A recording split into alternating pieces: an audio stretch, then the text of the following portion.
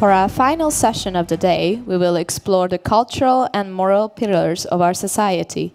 This panel will examine the essential roles of faith and family in the future of the West. Our panel features Georgina Kiskozma, Deputy Director of the Youth Research Institute, Jerzy Kwaśniewski, President of the Board and Co-founder of the Ordo Iuris Institute, Ricardo Ruiz de la Serna, Head of Studies and Publications at Disenso, and Samuel Trijujak, Board Member of the Ladislav Hanus Fellowship and Visiting Fellow at MCC. The discussion will be moderated by Krisztián Fenyves, researcher at the Center for Law and Society at MCC. Please join me in welcoming today's last panelists on stage.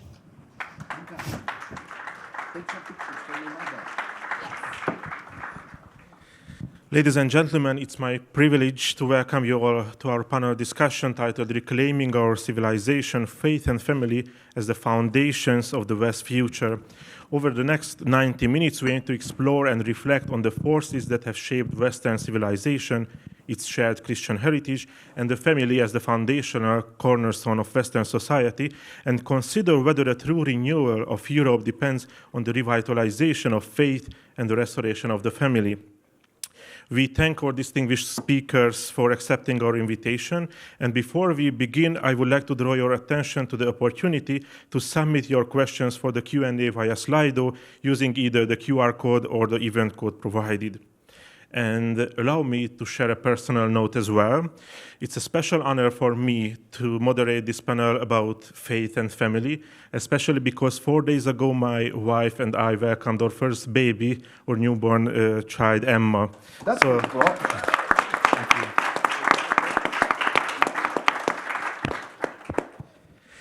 Regarding the format, we will start, as in the previous panel, with a series of 5-minute opening remarks from our speakers before moving into the moderated discussion. So let me first turn to Georgina to deliver her speech. Thank you so much, and congratulations for your daughter. So, ladies and gentlemen, thank you so much for having me. I'm especially grateful for the opportunity to discuss some of the most important issues of our times. Over the past decades, we have faced many crises, yet I believe the most important challenge in the coming decades will be the demographic crisis in Europe. Europe is at the center of this demographic change. 50 years ago, Europe represented about 20% of the world's population. Today, it represents only 10%. The total fertility rate in the European Union remains well below the replacement level. This decline has serious strategic consequences. A shrinking and aging population reduces economic dynamisms, increases the dependency ratio, and weakens the geopolitical influence of nations. So demography is not only a social issue, but also a strategic one. Here in Hungary, it is normal for us to talk about children, but in many other countries, people still don't. They ask, why even talk about children? Isn't that a private matter for everyone? And I can understand this perspective, but I also believe that having children has also a societal dimension. So I firmly believe that we should try to answer the following question at least once in our lifetime. Why do we need children? We need children as a society because if we don't have enough children, sooner or later, nations will face serious economic challenges and unprecedented crises. In some tragic case, we even may the extinction of entire culture. If you follow the case of South Korea, for instance, you will realize that so few children are born then every year that, according to some demographers, if this trend doesn't change, South Korea could be the first culture to collapse. And not because of a war or a pandemic, but because of the most pressing crisis of our times, the childlessness. We need children as a family because who wants to rely on robots and technology in old age instead of the vitality, the energy, the love of grandchildren. And we need children as human beings, as men and women, because raising children is the most important goal in our everyday lives. The latter is particularly important as young people increasingly suffer from uncertainty, the unpredictable future, and loneliness. So as many others have said before me, we are living in the decades of crisis, successive crises such as the migration crisis, the economic crisis, the pandemics, and now the wars are just the ones that threaten our physical existence. But what we are talking about here is a real threat to our civilization itself. The demographic crisis exacerbated by the fact that many people still refuse to admit that there is a crisis. And we know that not everyone agrees that strong families make strong communities and strong communities make strong nations. In some circle of the liberal global elite, there is a consensus that the institution of the traditional family formation is outdated for many respects. It is also worrying that several international research groups are now working on the development of a biobag, an artificial womb technology that could be used to develop babies outside of the womb, sometimes making natural pregnancy unnecessary, and not only for health reasons, but if you don't find your partner in time, or if you want your body not to change. So there is a lot to do because this rapid change affects young people, and in particular, and young people will determine the future of the society. And these turbulent times, the willingness to have children also declines, and young people tend to postpone starting a family, which ultimately leads fewer children being born. That's why it is important to speak all of these issues. So let's talk about them. Thank you very much. And now I would like to invite Mr. Kwasniewski to share his speech. Congratulations, 4 days ago. So you have still capacity for many more to come if you are today with us, with all the strength. And you ask the question, why do we need children? I would say for fun. They are just fun, and they are just great to have at home, and it's just a nice thing to have. I have 6 of them, and really, it's a good time. But when we were speaking about the family issues, let me focus on faith, the second subject of our panel, and not as a believer, but as a lawyer, as a constitutional lawyer. Let me focus on faith as an operational requirement for the constitutional system to operate. And let me start with a short introduction that we live in a time of unrecognized state of emergency that influences all the systems, all the constitutional systems, and in fact validates many of our everyday systems of governance. And in moments of civilizational crisis, societies often drift towards 2 dangerous extremes. The first of those is dictatorship of majority, and the second, dictatorship of minority. One claims legitimacy through numbers, violating unalienable rights of individuals. The other is legitimized through ideology, violently limiting justified political power of majority. Yet both dictatorship of majority and dictatorship of minority share the same defect. They detach power from the deeper moral order that must guide it. And without those moral foundations, no legal system can remain stable. No law will be effectively implemented. No justice will be truly delivered, and social cohesion will begin to dissolve. Democracy itself will soon be undone. Power will gradually replace principles, and law will become nothing but a tool of domination. As soon as universal set of values are broken, man-made ideologies tend to replace it. And when consensus, widely recognized as binding, disappears, societies begin to rely more and more on coercion behind contemporary fashions in governance. Coercion against freedom of speech, coercion against political freedoms, coercion against freedom of assembly. The weaker the moral foundations of law, the stronger the force required to maintain order. History has shown this pattern for many, many times, and let me put it straightforward that we are approaching such a moment today. Beyond a certain point, institutions begin to lose legitimacy and social trust collapses. In such conditions, people stop acting as citizens bound by shared principles. They begin to act as tribes. Civilization enters what we might call a period of eclipse. During such periods, secondary rules that were developed in peaceful times are often put on hold. Sticking to them is often perceived as weakness, especially when facing barbarians unbound by limitations in their naked cult of power.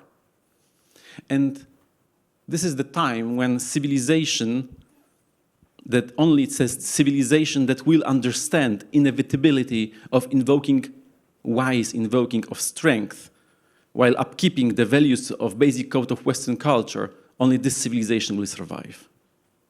For our civilization, the only cultural code of values strong enough to endure times of civilization eclipse is to be found in faith, understood as a recognition of higher, natural, objective principles, rooted in God, Almighty Creator, who sacrifices himself for the salvation of man.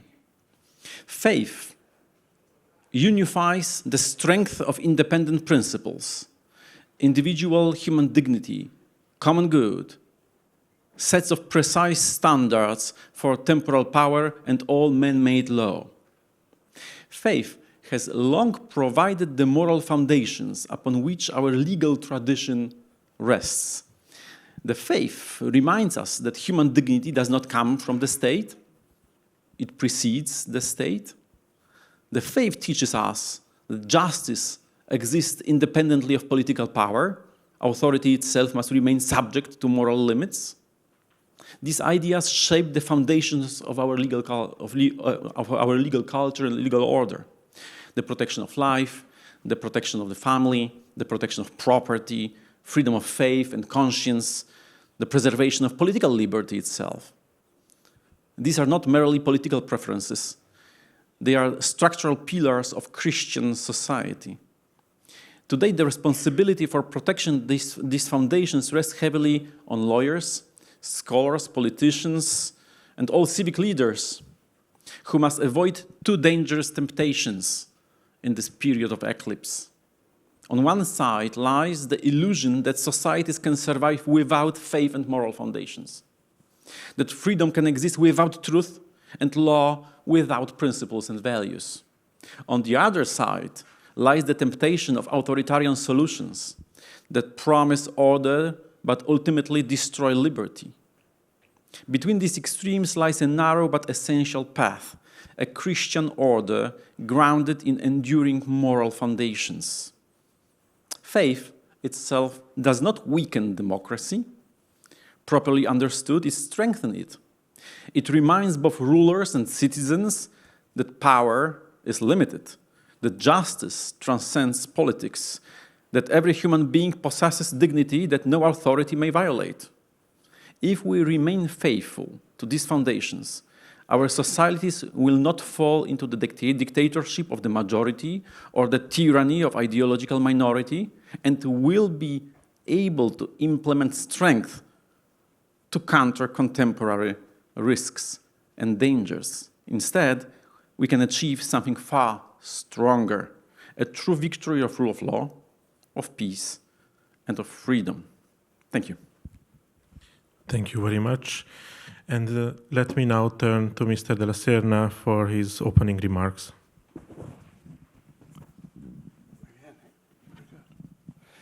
Well, hello. Sziasztok. I need to, my first words have to be in Hungarian.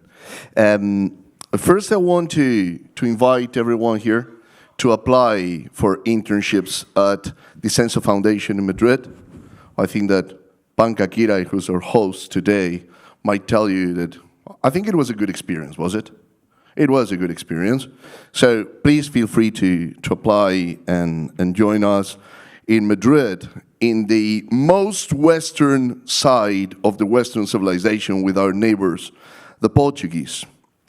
And there is a paradox in this panel, and probably that's the reason why I didn't want to read anything. The paradox is that I've been invited to this beautiful city of Budapest, my second favorite city in Hungary after Debrecen, to talk about the West in the 7th anniversary of the Hungarian Revolution, when it was the Hungarians who showed the rest of the world what the Western values meant. And from this point of view, I wanted to bring three notions here that Jerzy Kwasniewski has already mentioned. The first one is the notion of religion. The West was built on a religious basis, and this has two consequences. The first one is that there is a supernatural dimension of our lives. And this supernatural dimension of our lives is what gives sense to all the suffering and to all the ordeals and to all the sacrifices that you have to do in history here. In fact, history itself was redeemed when Christ suffered like any other human being, despite his being God and man. Similar in man in everything except sin. There is a second notion that I wanted to bring as well, which is the notion of family. Yeah, you mentioned that having children is fun. I wanted to look the other side, which is having children can mean sacrifice, can mean suffering. And again, when we go back to history, people in Budapest and in the rest of Hungary, but especially in Budapest, sacrificed their children. I'm remembering the lads of Pest, the Pesti gyerek, the ones who fought against the Soviets and were deported. Some of them were killed. Some of them never came back to Hungary. And they had parents, they had grandparents, they had brothers. This sacrifice in history makes sense because there is a supernatural dimension. And religion has another consequence. It's not only supernatural dimension, it's also a reconciliation with nature. And probably the deepest problem in our civilization today, in this time, this troublesome time that we're coming through, is that our civilization is waging war against nature. From the very first moment that we don't accept that there is a nature, human nature, nature in the planet, whatever we want to call it, we try to build something alternative, an alternative order. And as Pope Benedict XVI famously said, when human beings try to build an order against God, sooner or later, that order will lead to violence. And Pope John Paul II added, or had said before, that civilization will turn against man and woman, against human beings. So, religion, supernatural, nature. Let's move to family.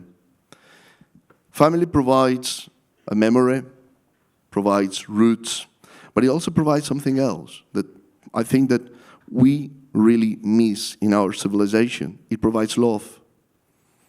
God is love and family is based on love. And amazingly enough, young people are told today that love doesn't exist. In fact, we have books and movies and TV series and pop songs and rock songs and every kind of songs, preaching that love doesn't exist. Okay, the good news is that not only love exists, it's very common. It can be found. It can be made.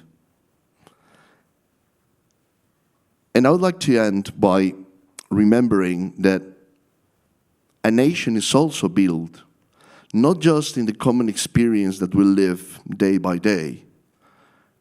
A nation is based, like families, in the experience of love, of all the things we love, the nature we love, the geography we love, the language we love, the history we love, the people we love. For that love to be possible, we need freedom. And probably Petru Fishandor, my favorite poet, was right when he wrote Szabadság, szerelem, liberty and love, which is a good summary of the Western civilization. Thank you very much.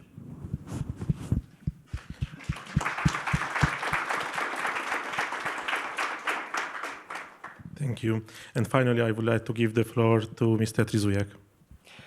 Thank you very much. First of all, thank you very much for the invitation to be on this panel alongside such distinguished speakers.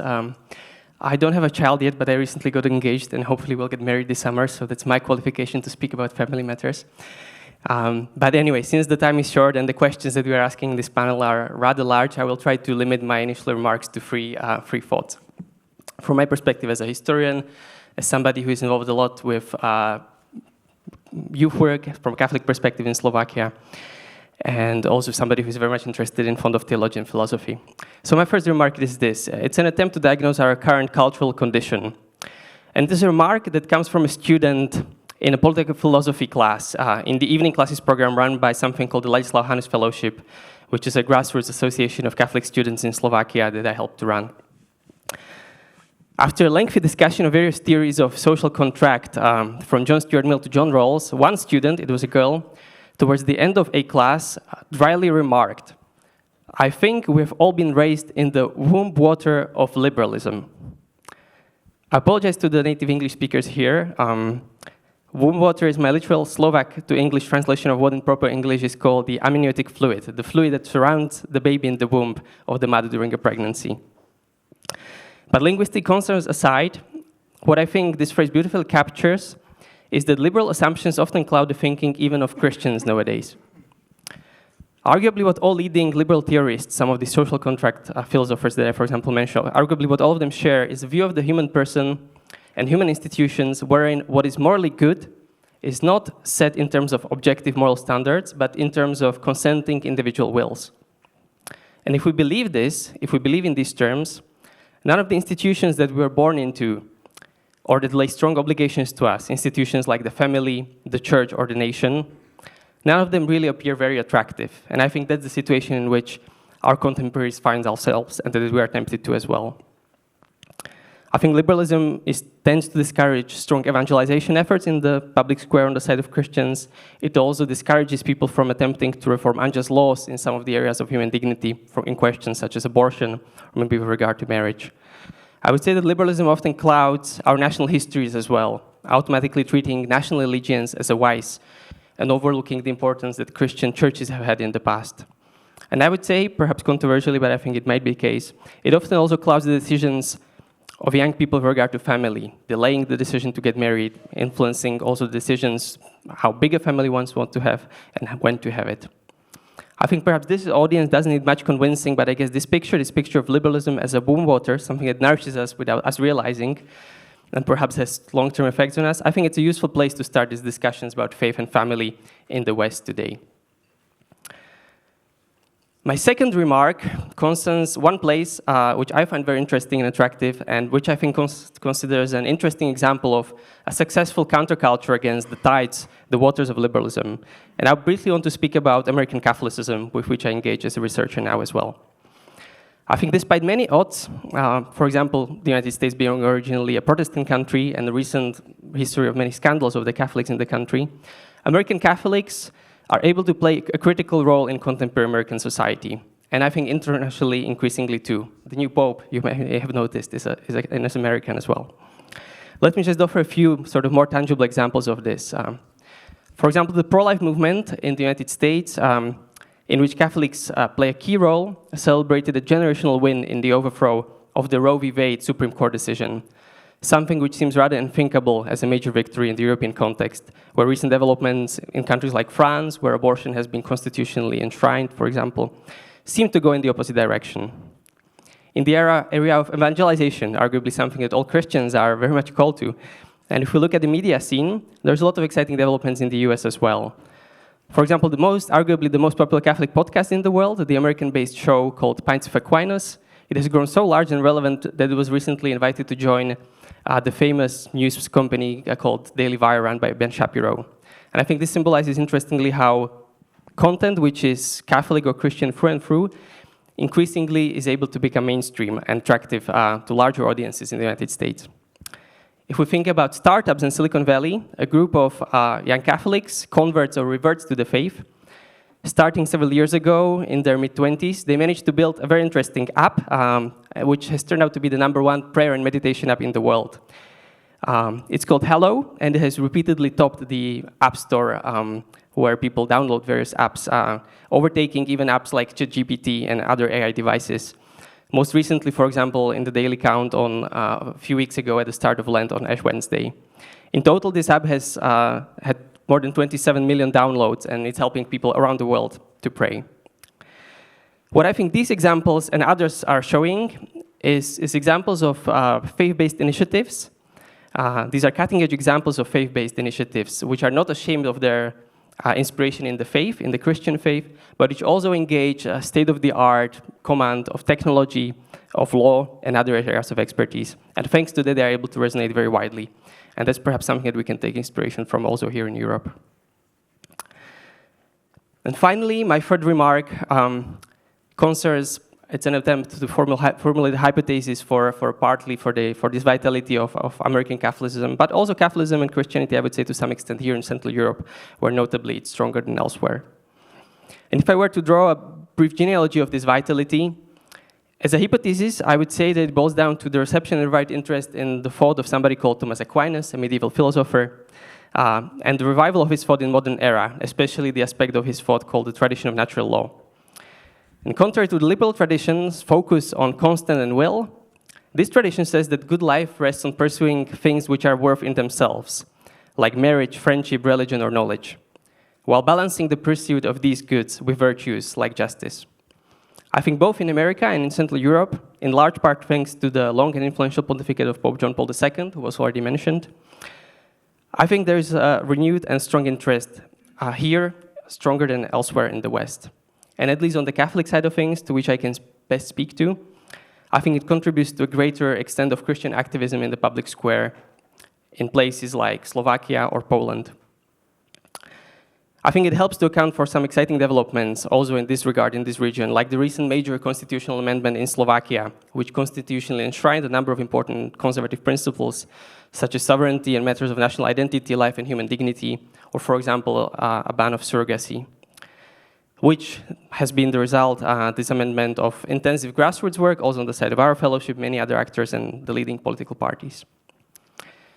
So to conclude, and in other words, it seems that institutions, perhaps like Ordo Juris in Poland, I would say, also our fellowship in Slovakia, and I think also MCC in Hungary are doing a good job in trying to elevate, especially the younger generation, from the tides and the waters of liberalism. And I think let's keep up the good work. Thank you for your attention. Thank you, Samuel, and thank you all for your thought-provoking speeches and remarks. Turning now to the roundtable discussion, I would like to recall the reflections of Pope Benedict XVI, as Ricardo already did, who often addressed the question of Europe's identity and its ongoing cultural crisis.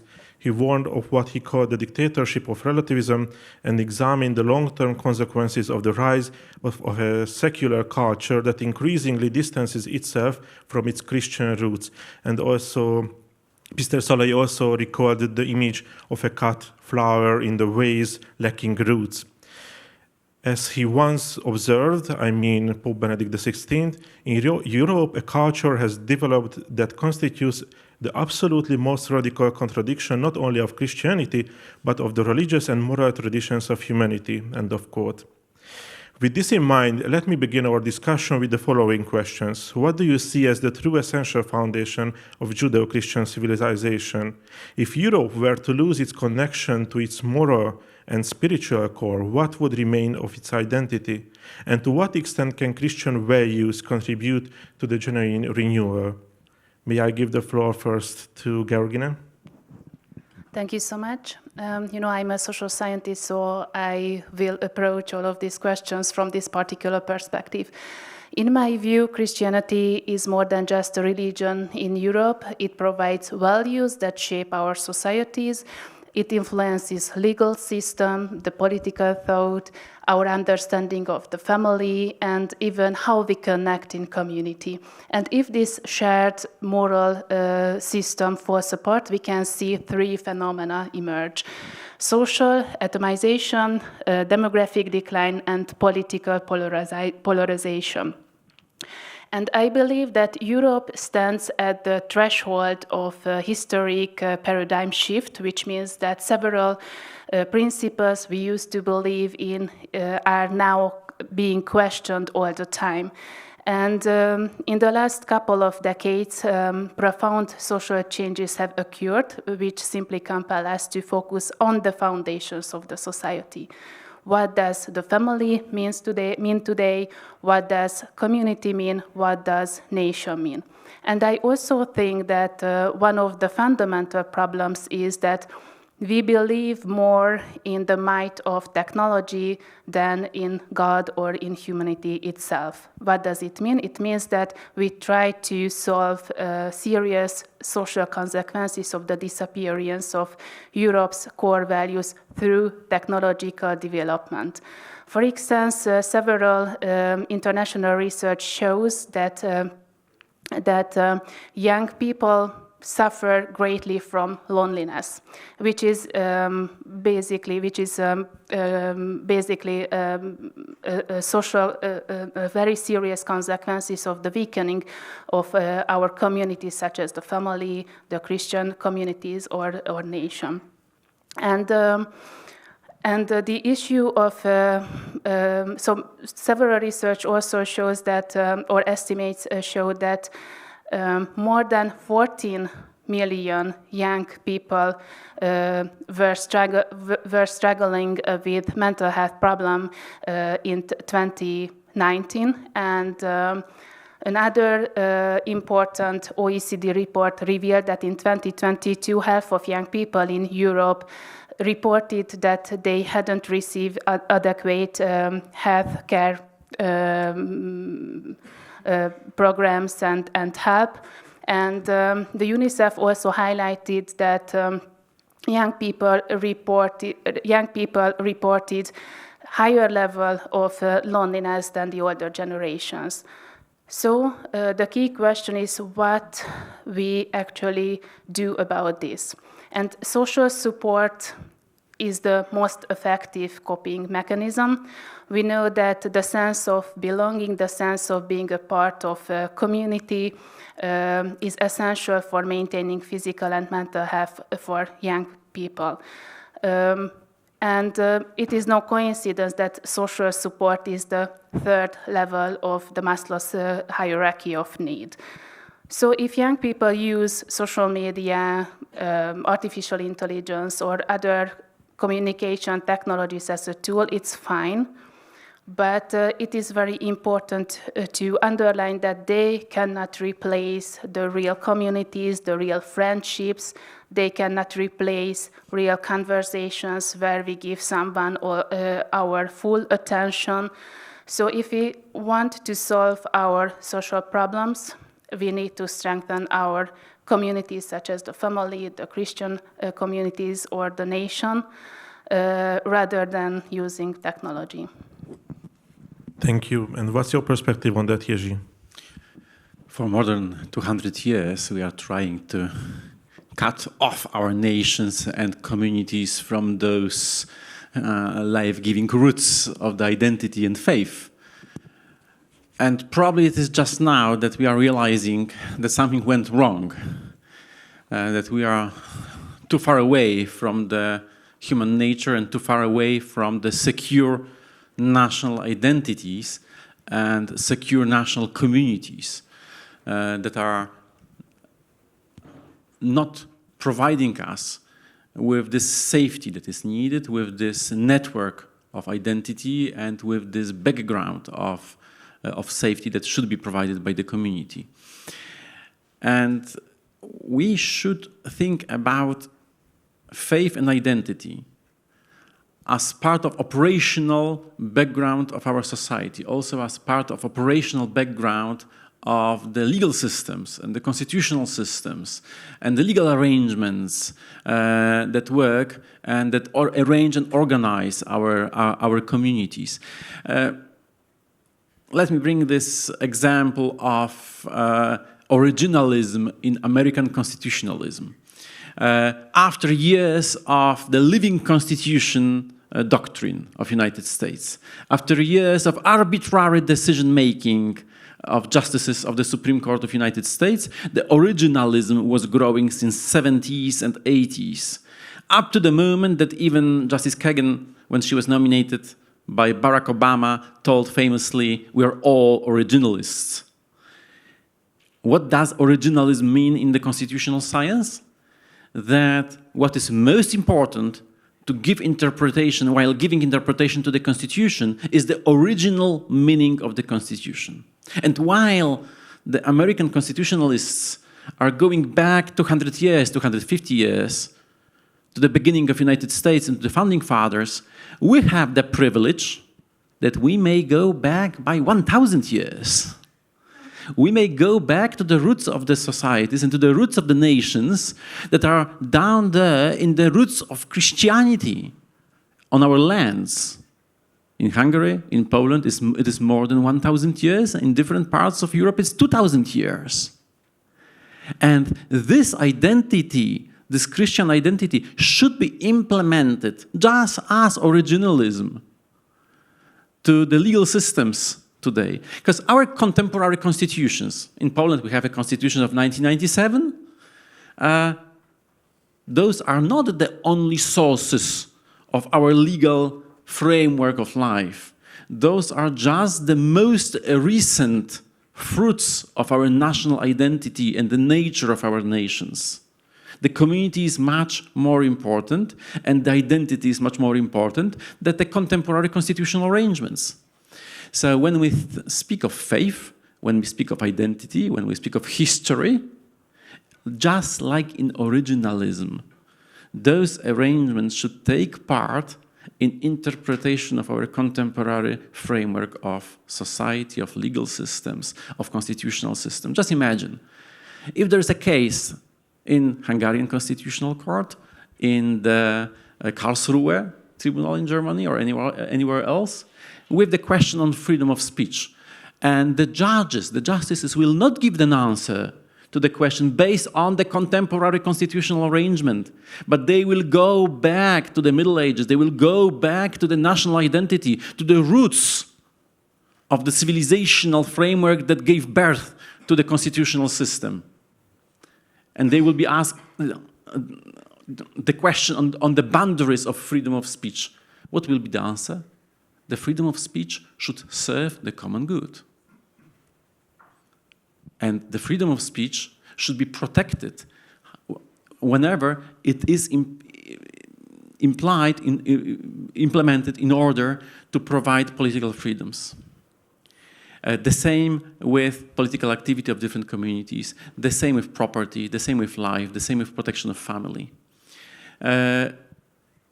Just what we do now in Poland with the constitutional scholars and with the cooperation with the Constitutional Tribunal and with a lot of judges that cooperate with Ordo Iuris, we are working on this constitutionality of continuity that should provide the possibility to implement the tradition to the effective workings of our constitutional systems.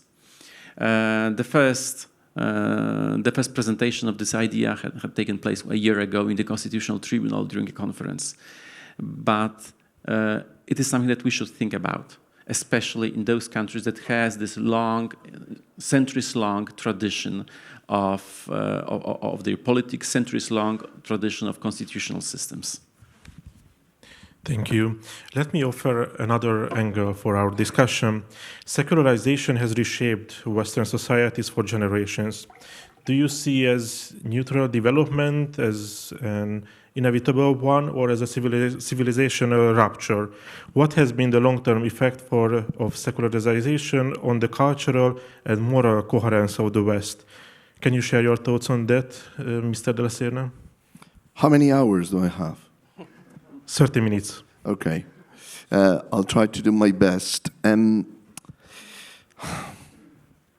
If we look at history, secularization initially seemed to be a way of emancipation for mankind. Finally, it turned to be the perfect tool for domination, slavery, and extermination. And it doesn't mean that, let's say, I think Jerzy, you mentioned the last 200 years, if I'm not mistaken, you mentioned. Probably, not everything in this period of 2 centuries or 2.5 centuries not everything has been dark or grim or destructive.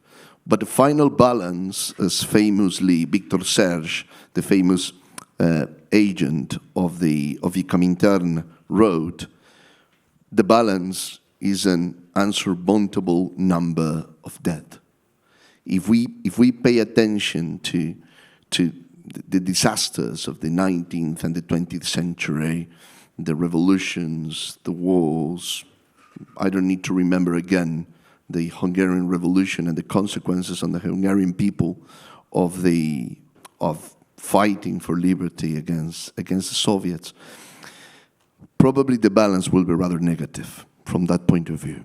But if we accept with Hölderlin that there where there is the danger, it's also the salvation, we might understand that probably it's high time for us to understand that when we kick out God from our lives, we are kicking out as well human dignity, nature, the notion of love that I mentioned before. It's already been mentioned, the social and legal consequences of the Christian background. I'd like to say a couple of words about art. When you visit Spain, I strongly, again, encourage you to apply for the scholarships to come to Spain. When you come to Spain, you'll be able to identify most of our art, the architecture, the pictures, the paintings, sculpture, music, even the bullfights. And you'll be able, because there is a common ground, which is Christianity, the Western civilization, 2,000 years of civilization. When the Spanish visits Hungary, nowadays Hungary and historical Hungary, my favorite region in historical Hungary is Erdély.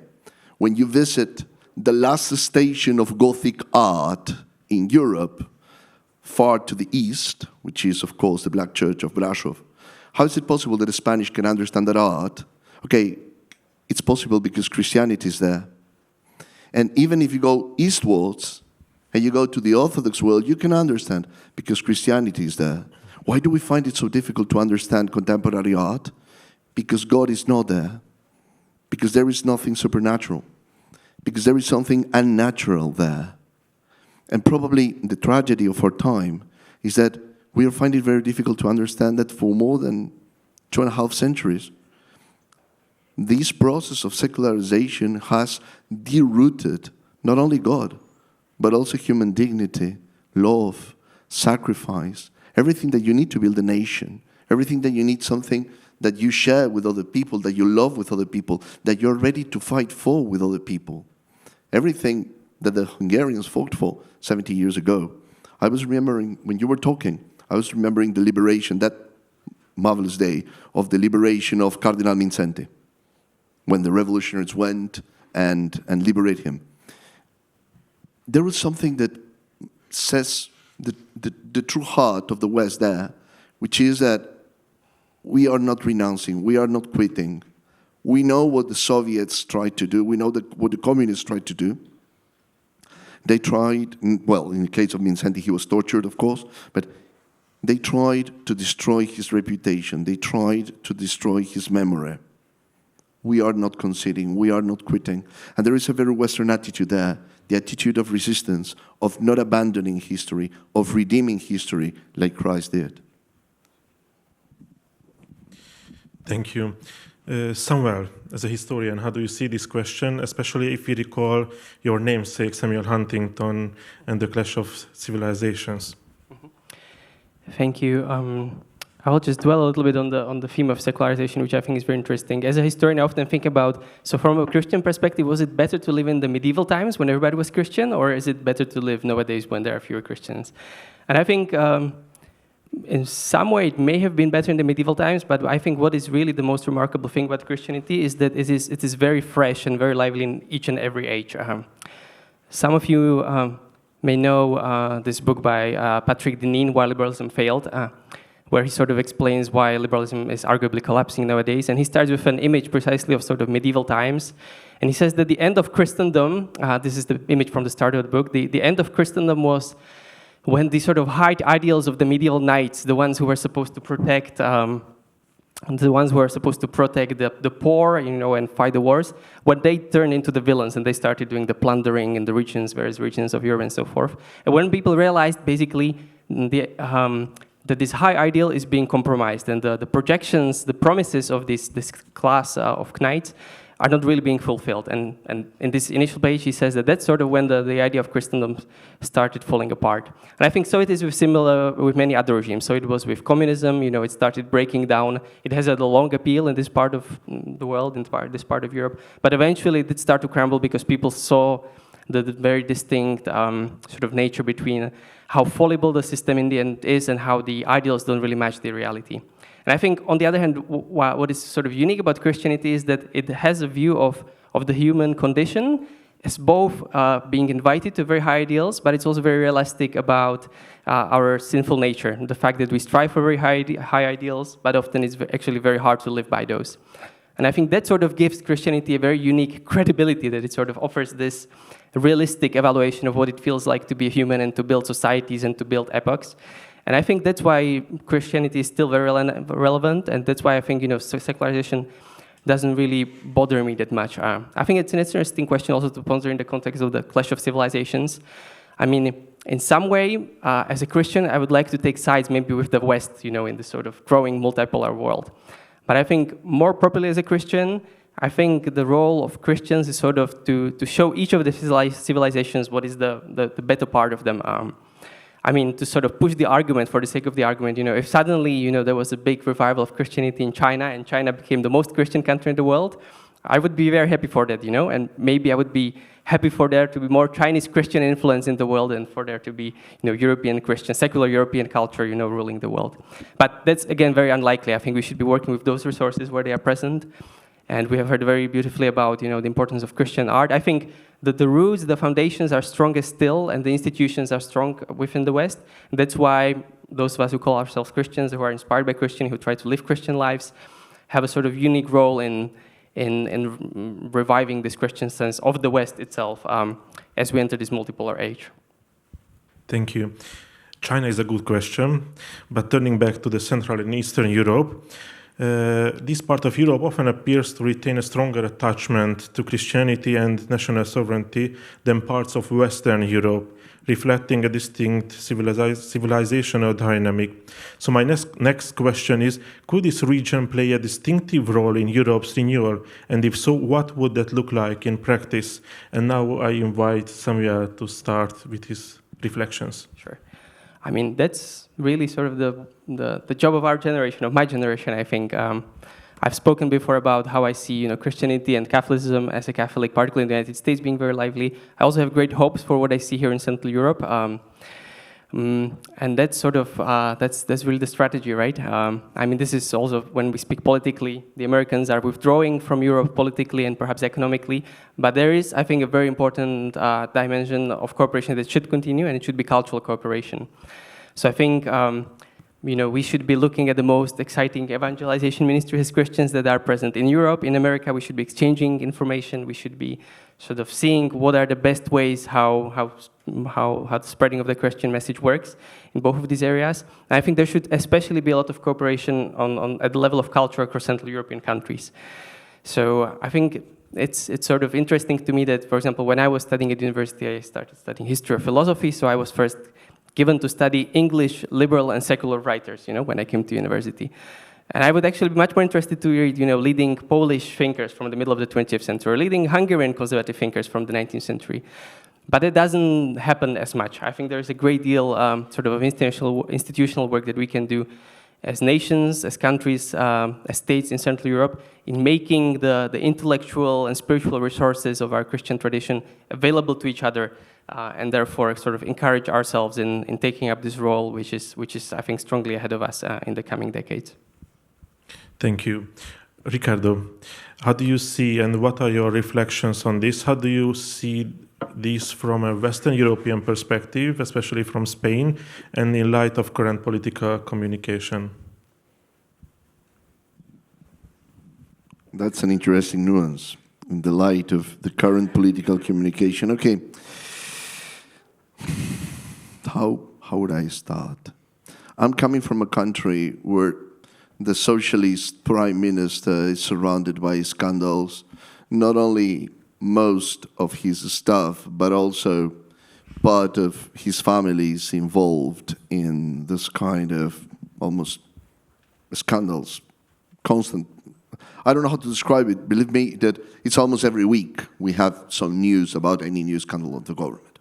From that point of view, it's difficult to stop the cycle of the news to think about what really matters, right? And probably it's because in Western societies, we assumed that we didn't need any filter, that the system of the media and the system of the news was not overwhelming, that you wouldn't never have enough.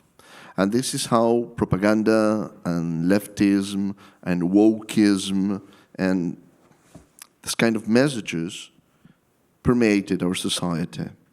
And this is how we were poisoned without our noticing it. So today, the thing is not anymore whether the scandal is true or not. The problem is that for many people, truth doesn't really matter anymore because they don't know who's telling the truth.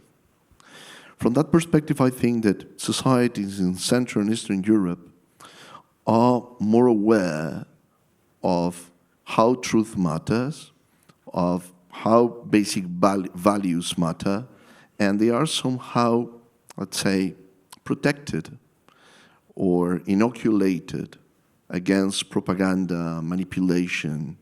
I think they are aware, for instance, of the techniques that for more than 50 years, communism used, the character assassination, manipulation, censorship.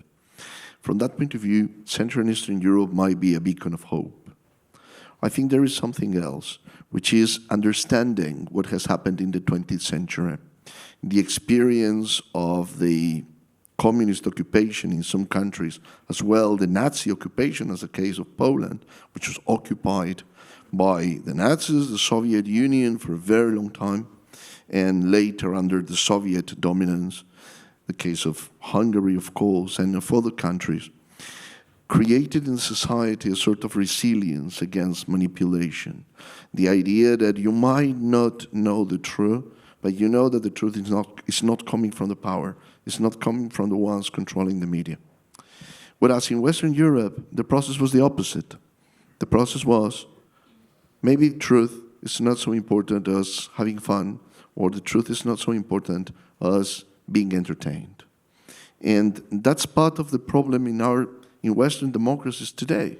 It's very difficult to find the real grounds to have a basic political conversation.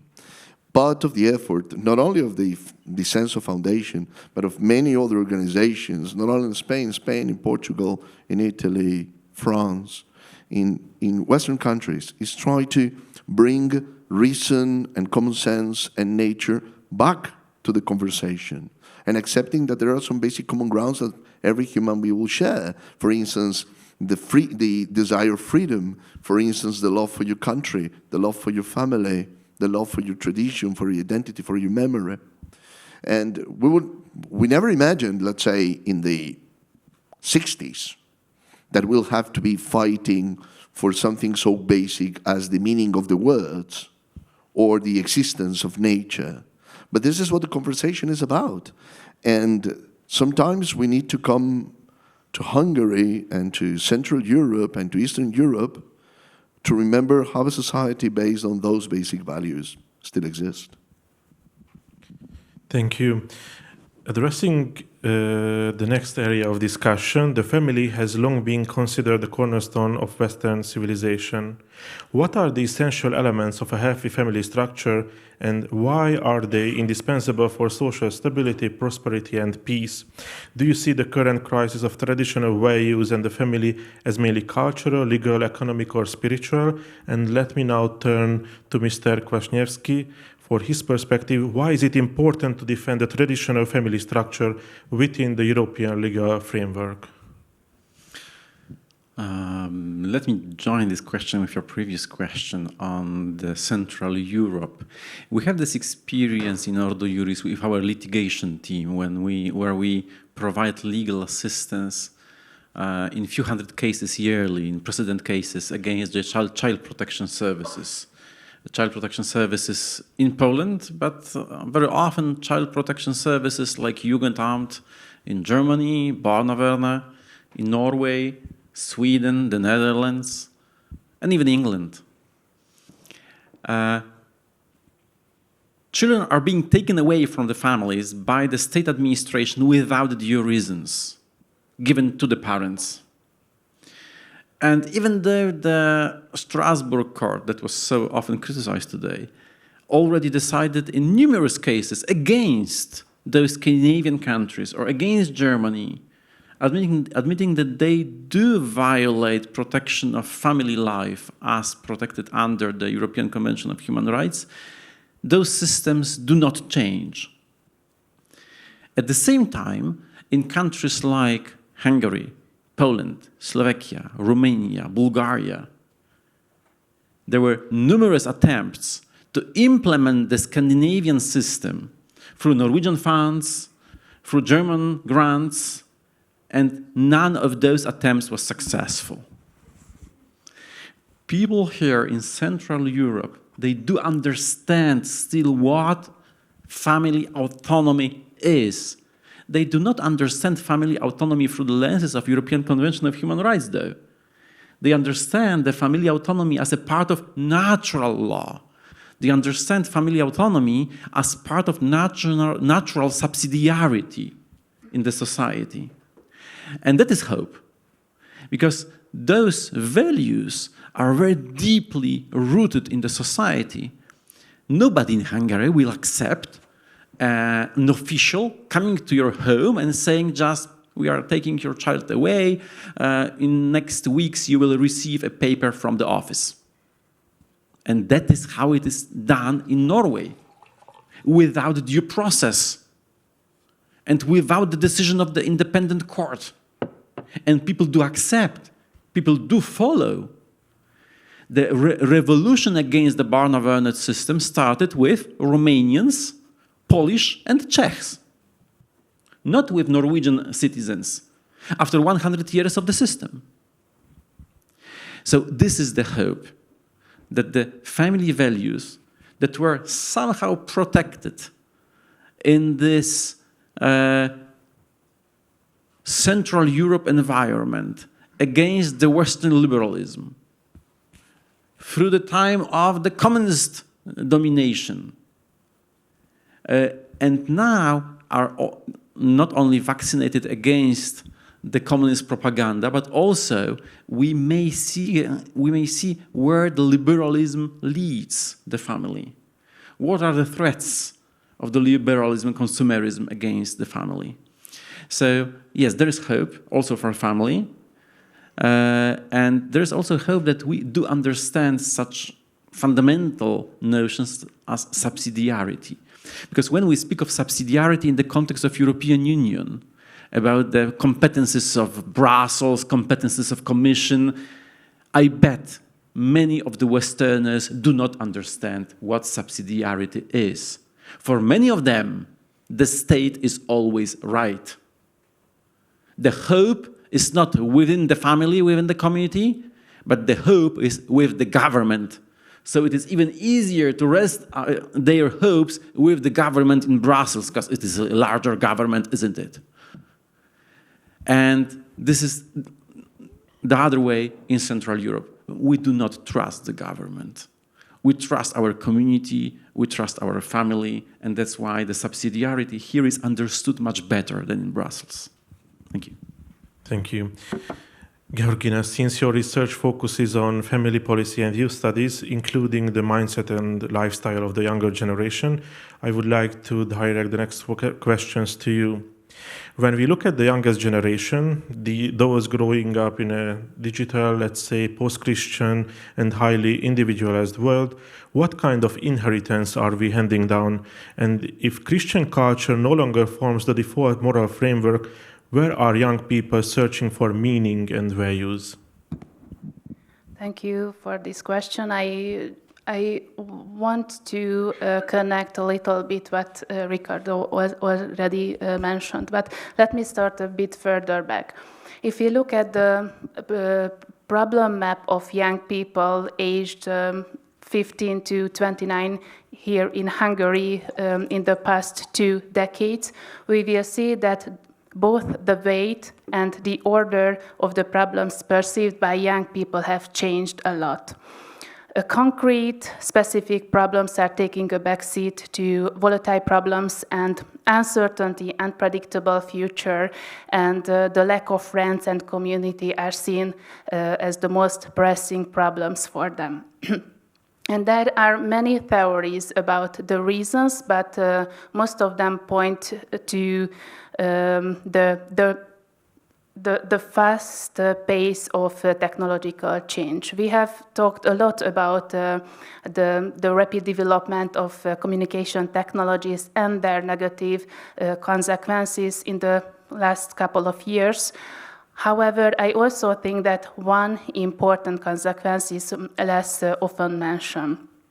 With the disappearance of the Gutenberg galaxy, authority is slowly disappearing from the society. We usually speak about authority in a negative term, but I also believe that we should speak this phenomena. So, come to back the recent revolution in communication technology. When the internet and the social media first became widespread, many people were too optimistic and thought that it would develop, it would improve the quality of democracy. I don't want to say that communication technologies have only negative influences, impacts on our societies, because I know that they make our lives easier in so many ways. But the prevailing view is today that everyone can be an expert on everything, and they just need to have access to the internet. But I don't think that we have achieved the democratization of the knowledge. The result is that we lost faith and trust in our leaders and in experts. So we used to believe. We don't believe in the doctor, the journalist, or the politicians, because we are increasingly convinced that they don't know any more than we do when we read up on the internet. So we used to listen to authority figures on certain issues, and we believed the doctor, the journalist, the politicians, and the world was much more predictable because there were no parallel truths. But today, societies are divided to extreme, and we have our truth, you have your truth. And because this is the case, young people become vulnerable, and liberal ideologies have a strong impact on young people's life.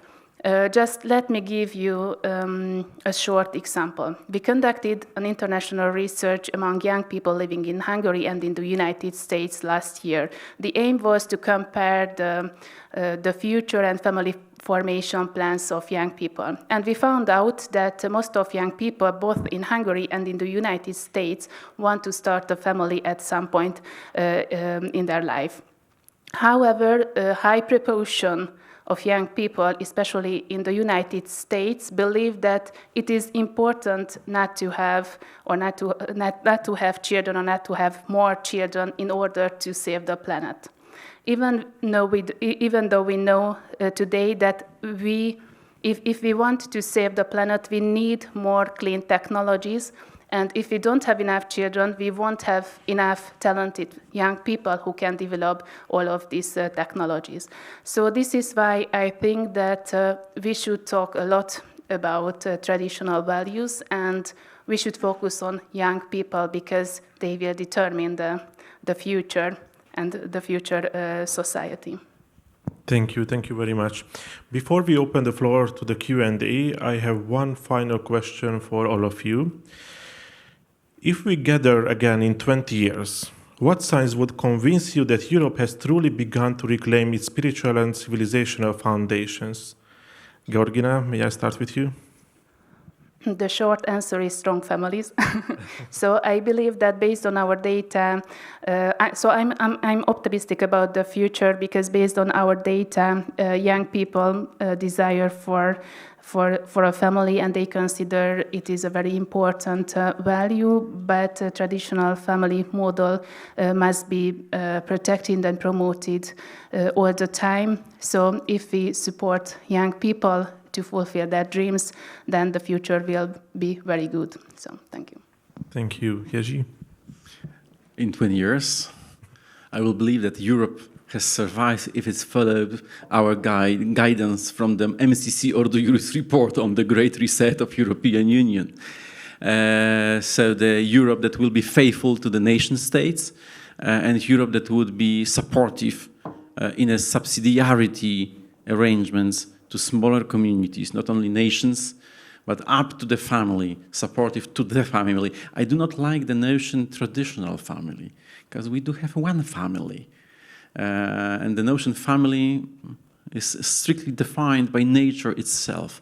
So yes, if the family itself is supported, if the family itself is recognized by law, if it is beneficial to form a family, and if it is beneficial to have children in a family, then Europe will be secured. Thank you. Ricardo? In 20 years, that is 2046. When are the next European elections, Jerzy? So, let me describe how I would imagine it. Many children in the street playing with their grandparents, churches full of young people, free museums for people to visit and see their art and their history, the streets covered in national flags full of colors and history and memory, and a common set of values based on Christianity. Thank you. Samuel?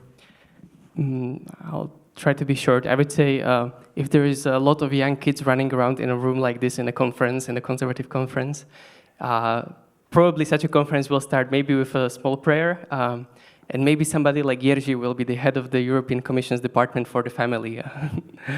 But I would say yes, I think sort of practically speaking, what will be important is finding, I haven't studied this study, I haven't yet had a chance to really study that MCC has prepared with Ordo Iuris about sort of proper relationship between European integration and the nation states, but I would say I sort of call it the freezing of the European integration process. I think that's something that has gone wild and that probably has to stop.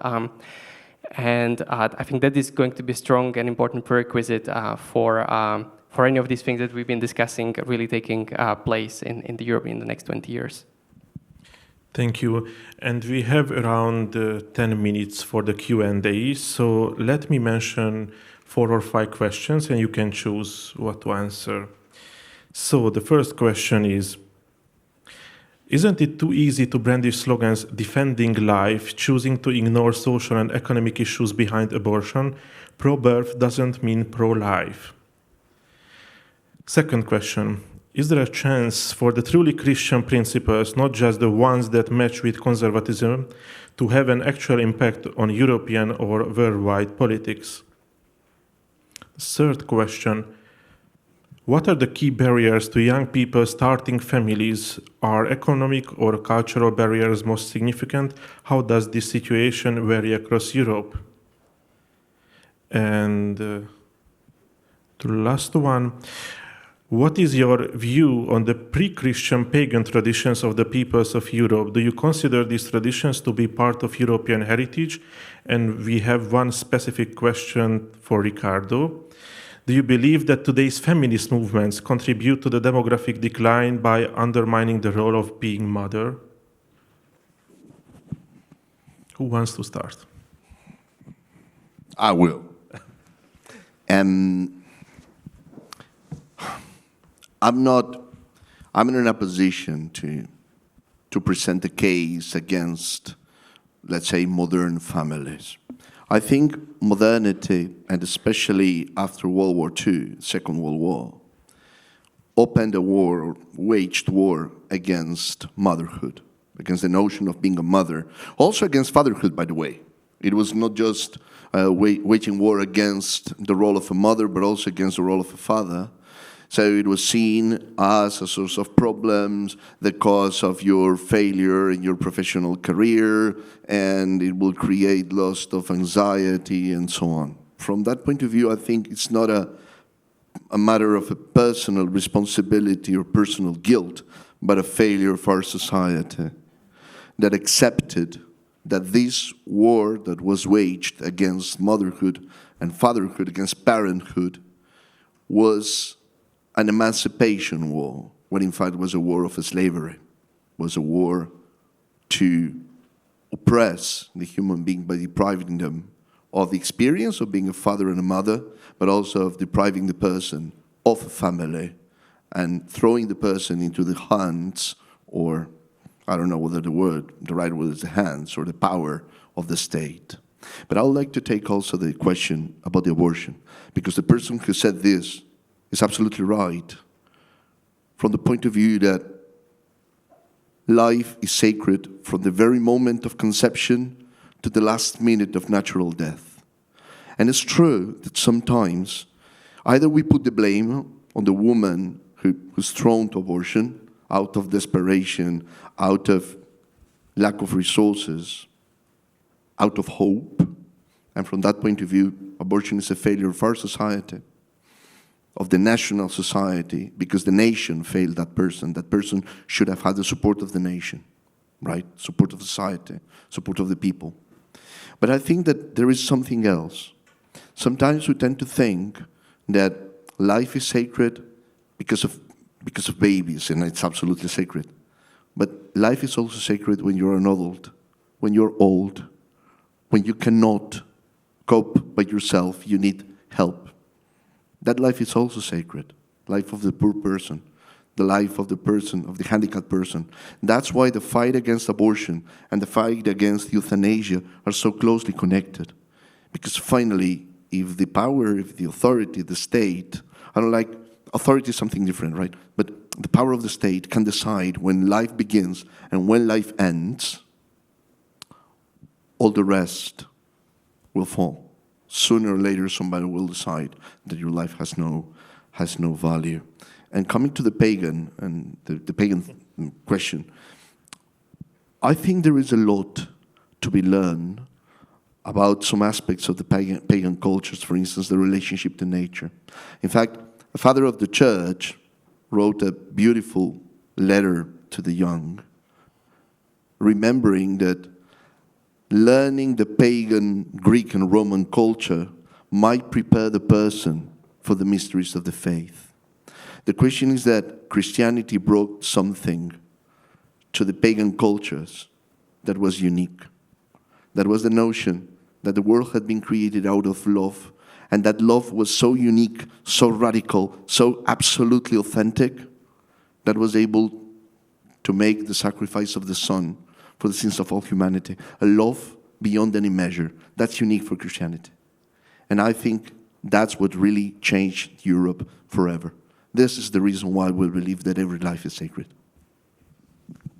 Thank you. Jerzy. As to the question on pro-birth and pro-life and anti-abortion, those are three aspects of similar but not the same policies. When it comes to pro-birth, it's a social policy that is needed for family policy. When it comes to pro-life, it is about promotion of life, promotion of this approach to life. And when it comes to anti-abortion, it's clear, it's a human rights. We do provide protection to human rights by outlawing killing people. In the UN Declaration on the Rights of the Children, in the Universal Convention on the Rights of the Children, in the preamble, we can see that the child's life should be protected before and after birth. Just the equal protection, that's it. When it comes to the barriers for forming families, in Poland we have analyzed that, and probably those may be different results of the analysis in different countries. Just after the extreme poverty was nearly eliminated through social measures between 2016 and 2023. All other boundaries, all other obstacles to forming family and having children were cultural. It was not social measures that were needed after that, but it was cultural effort that was needed to support families in forming families through marriage and having children. When it comes to pre-Christian tradition, not only pagan but pre-Christian traditions, there are at least three of those that heavily contributed to formation of the Western culture and Christianity: Greek, Roman, and Jewish. And that is absolutely clear that those three pre-Christian traditions contributed and formed roots and foundations for the Western Christian culture and Western Christian civilization, while other may be interesting to study, but were not part of formation of the civilization. Thank you. Georgina. Thank you so much. I think I should answer the question related to young people. Having children is a result of a complex decision-making process, and this question is more complicated. I think that the institution of traditional family formation, and I can completely agree with you that it is horrible that we should say traditional family model instead of just family, but today, unfortunately, this is the case. So I think that the institution of the traditional family model is in crisis, and this crisis is multi-layered. Economically, young people tend to postpone starting a family because of uncertainty, housing problems, or other economic challenges. Institutionally and legally, because many countries simply don't provide enough support for families and for young people who want to start a family. And culturally, because we can see a clear trend of individualization and weakening of traditional values. As far as I can tell, the modern way of life doesn't support traditional family model. The youth life stage lasts for longer, not in a biological sense, but in a social sense. And the globalized media also confirms that it is more important to stay young or to be seen as young than to start a family. For instance, here is the famous actress Millie Bobby Brown, who together with her husband adopted a child, and afterwards he had to face a lot of criticism for starting a family at 21 years old. She was considered too young and too irresponsible. However, it is important to highlight it that fortunately values are not changing so quickly. For example, we conducted an international value research a couple of years ago, and we found that still the family is the most important value for many people, not only in Hungary, but in the other countries. But the traditional family model must be protected and promoted all the time, because all of these profound social changes have a strong impact on young people's lives. Thank you. Samaya? I will maybe just add very shortly to the distinction which Jerzy made when it comes to abortion. On one hand, the banning of abortion being a human rights issue, and then of course being pro-life, meaning also being as supportive as we can of the babies, of the children as they grow throughout their life. I think in my experience it has been interesting to see that those people that have seen being the most passionate advocates for the sort of the legal side of things, they have also been very active in providing, whether in personal capacity or starting NGOs and supporting NGOs, which try to deal with the social, economic issues related to starting a family. So I think often you will find that the people who are dealing with these questions sort of are very active in trying to do both. It's very hard to get the funding going. For example, for organizations like this in Slovakia, there is a couple of NGOs which have been very active in sort of alleviating the social economic reasons, trying to tackle the social economic reasons. But yes, it has been, it's a long tail, not surprising tale of sort of being denied grants for this sort of work over and over and over and over again. So I'm pleased now to be in a country in Hungary where the government, as far as I know, is doing a lot to support the people in having children. And I really appreciate the creativity when it comes to reducing, I think, the income tax for women who with more children, and many other interesting innovations. So I think that's really the path forward, and it's not an either-or question, but both and, certainly. Thank you. Unfortunately, our time has come to an end. I would like to sincerely thank all of our speakers for their thought-provoking and inspiring speeches and insights. I'm very grateful for your reflections, and I hope our discussion will continue in the future. I also want to thank our audience for your engagement and attention, and I wish you inspiring and fruitful meetings for the remainder of the conference. Thank you very much.